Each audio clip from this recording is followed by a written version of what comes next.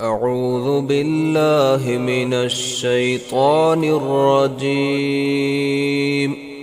بسم الله الرحمن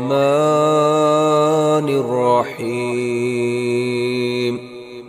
أَوَلَمْ يَهْدِ لِلَّذِينَ يَرِثُونَ الْأَرْضَ مِنْ بَعْدِ أَهْلِهَا أَنْ لَوْ نَشَاءُ أَصَبْنَاهُمْ بِذُنُوبِهِمْ وَنَطْبَعُ عَلَى قُلُوبِهِمْ فَهُمْ لَا يَسْمَعُونَ. تلك القرى نقص عليك من أنبائها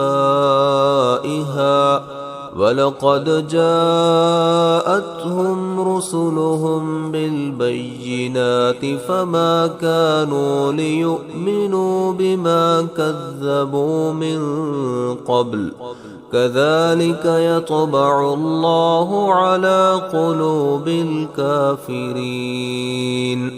وما وجدنا لأكثرهم من عهد وإن وجدنا أكثرهم لفاسقين.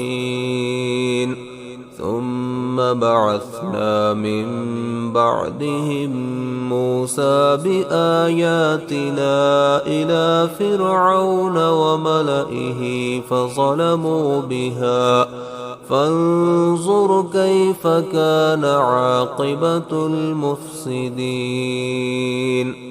وقال موسى يا فرعون إني رسول من رب العالمين حقيق على ألا أقول على الله إلا الحق قد جئتكم ببينة من ربكم فأرسل معي بني إسرائيل.